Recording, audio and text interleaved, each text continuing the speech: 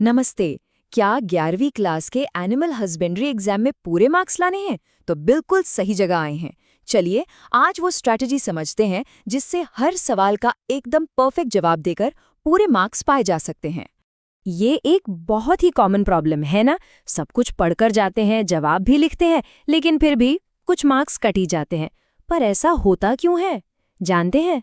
इसका जवाब अक्सर हमारे लिखने के तरीके में छिपा होता है, हमारी नॉलेज में नहीं। तो फिर इसका सल्यूशन क्या है? देखिए, इसका एक बहुत ही सीधा, एकदम सिंपल सा फॉर्मूला है, और अगर ये फॉर्मूला समझ आ गया तो पूरे मार्क्स लाना कोई मुश्किल काम नहीं है। आइए इसे समझते हैं। तो वो बड़ा राज आखिर है क्या? शायद यकीन ना हो, लेकिन पूरे मार्क्स लाने का सबसे बड़ा क्लू कहीं और नहीं बल्कि आपके क्वेश्चन पेपर में ही छिपा है। जी हाँ, बिल्कुल। एग्जामिनर खुद ही बता रहे होते हैं कि उन्हें आपके जवाब में क्या चाहिए। तो कामयाबी की पहली सीढ़ी है पेपर पर दिए गए इंस्ट्रक्शंस, यानी कि जो रूल्स हैं उन्हें ध्यान से पढ़ना। ये सिर्फ नियम नहीं है, ये तो समझिए कि एक गाइड है जो आपको पूरे मार्क्स तक लेकर जा सकती है। ये जो टेबल है ये सीधे आपके क्वेश्चन पेपर की इंस्ट्रक्शन से ही ली गई है। यहाँ देखिए, साफ साफ लिखा है 2 मार्क्स वाले सवालों का जवाब लगभग 30 शब्दों में, 3 मार्क्स वालों का 75 शब्दों में और 4 मार्क्स वालों का 120 शब्दों में देना है। तो ये है पहला नियम, वर्ड लिमिट का ध्यान रखना है। लेकिन वर्ड लिमिट के अलावा एक और नियम है, एक ऐसा नियम जो पेपर पर लिखा तो नहीं होता पर है सबसे ज्यादा जरूरी। और यही वो सीक्रेट है जो एक एवरेज जवाब और एक फुल मार्क्स वाले जवाब में फर्क पैदा करता है। तो चलिए अब बात करते हैं उस स्ट्रैटेजी की जिससे एकदम परफेक्ट जवाब लिखा जा सकता है। ये सिर्फ लिखने के बारे में नहीं है, यह है स्ट्रैटेजिकली लिखने के बारे में, ताकि एग्जामिनर को ठीक वही मिले जो वो ढूंढ रहा है। और ये रहा वो गोल्डन रूल, जितने मार्क्स उतने पॉइंट्स। सिंपल।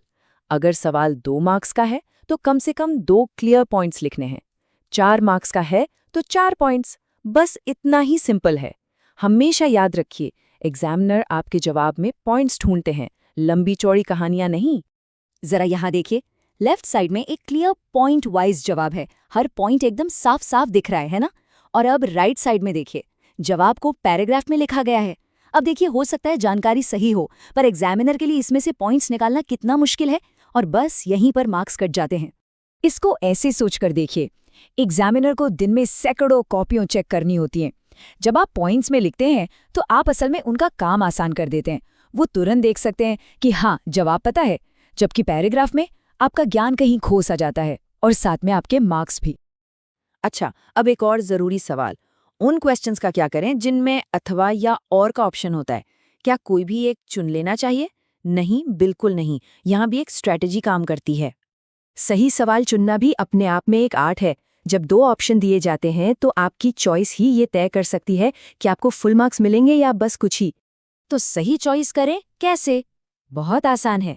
स्टेप 1, दोनों क्वेश्चंस को ध्यान से पढ़ें। स्टेप 2, फिर सोचें किसका जवाब ज्यादा अच्छे और क्लियर पॉइंट्स में दिया जा सकता है। और स्टेप 3, हमेशा वही क्वेश्चन चुनें जिसके सारे पॉइंट्स पक्के तौर पर आते हों, वो नहीं जो सिर्फ देखने में आसान लग रहा हो। तो अब हम इस पूरे डिस्कशन के आखिर में आ गए हैं। अभी तक हमने जो कुछ भी सीखा है वही कामयाबी की चाबी है।